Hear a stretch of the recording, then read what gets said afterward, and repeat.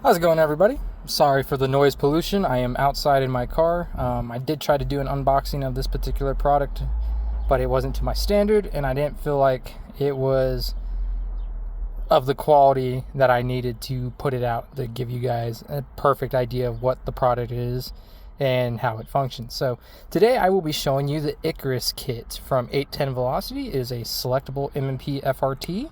I have it here on a subcompact M&P 9 2.0. To start out, I'm going to go ahead and talk about the materials of it and then show you how to properly install it and so on and so forth. So this is a back plate here. It's supposed to be 4140. From what I can tell, this is actually aluminum.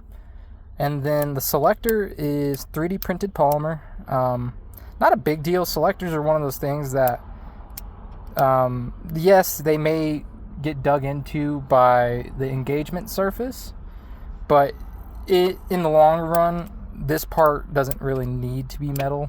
And the reason I say that is I have experience with some other things that show that this does not need to be metal. Selectors are one of those things that it's a low wear item. If you beat it up and all that, it can be a problem, but other than that, the actual sear face itself, make show you that the weapon is clear, is 316L. So it's a soft metal. Probably not my preferred go-to for a FRT, which is, a lot of friction and movement amongst other metal objects, but that is not the biggest deal. And by no means am I sponsored by 810 Velocity. They didn't send me this kit for free. I bought it with my own money so I could show it to you guys. But to go ahead and install it, I'll show you here, because you can't install it like you would, for lack of a better example, a switch. This isn't like an auto sear where it just drops right on in or anything like that. In fact, I shouldn't even use the word auto sear in this video because this isn't an auto sear. This is an FRT. But when you go to do the install, you have to take your engagement trip surface here, as you can see, and then you put it in like this. Because if you try to install it with the selector, given how the back of the Smith & Wesson is angled like that, it's really hard for the selector to actually get past. So if you look on the side here, it would be a problem. So to install it though, you just put it in like this, like you would any other FRT.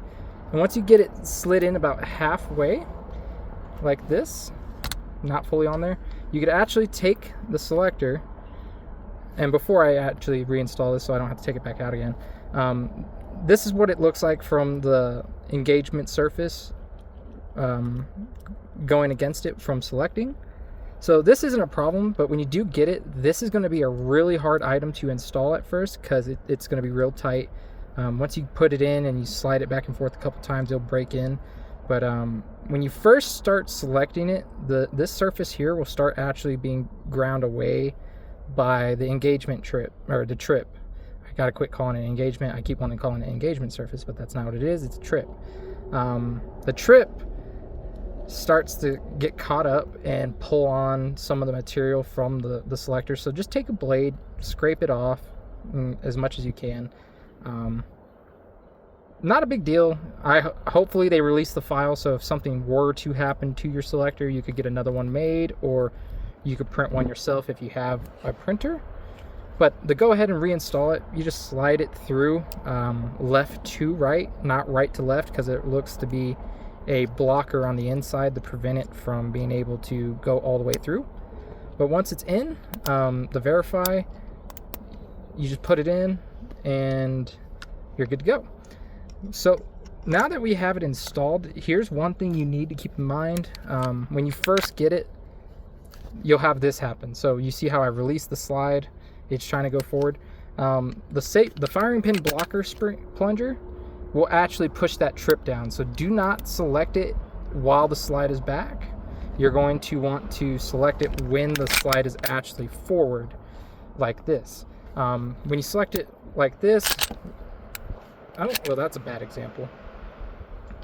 there shouldn't be much of a problem. But to go ahead and show you the functionality of it, I'll put the mag back in, empty of course. Ooh. See, that's the problem I've been having with it so far. I'll put it in semi, I believe, and then, yep, there's semi. So, as you can see, not going off. And if we switch it over to FRT, boom, boom, boom. So it does work. Of course it works. You just got to be mindful that it is not 4140. This is aluminum with a 316L trip and a Palmer selector. So if you could get past that, it's not a bad product by any means. I've spoke to Andrew and John over at 810 Velocity. They're both really great guys. You just got to keep in mind when that trip surface starts to fall like that. If you look, it starts to round off a bit of the frame right there. Not the worst, but definitely not ideal either if you're one of those people that really likes to keep your gun in the best condition possible. But it does not affect the overall functionality of the firearm itself. So not to worry about it too much, but definitely something to keep an eye out for. My next step is to actually go and try shooting this. The subcompact itself, I've been having a little trouble getting to run with an FRT in general, but so far this one seems to really dry firing testing functions well.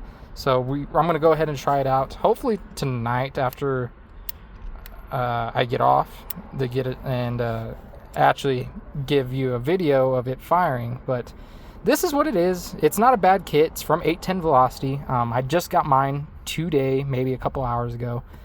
So with that being said, keep in mind aluminum housing, Palmer selector, and 316L trip. I do have their Apollo kits on the way. I have 2 of those. Might give one away depending on how well all this does, but overall, definitely not a bad product. So far, there is another video out there of someone who has one. They have a gold one that runs pretty well, but definitely keep in mind, really tight when you first get it. You're gonna want to select it a couple of times like this, back and forth, to break it in. That way it's nice and smooth. And definitely keep in mind, do not select it when the slide is back, because you could result in the trip dropping and curling your frame right there. Not a big deal, just a slight cosmetic defect to the frame itself. So if you're someone that isn't bothered by that, it's not a big deal. But hopefully tonight I'll be able to get a video of it running with this 30 round ETS mag. I know, ETS, so bad, but not the point here. The point is that this is the first true selectable M&P FRT that is metal, kinda. I will say the Apollo is the first true full metal one, but for the meantime, with there not being many options, this would be the best bet. I'm sure many of you have seen Karmic Tactical and his pre-ordered one that looks just like Freedom Fingers' original selectable model before he started CNCing the non-selects.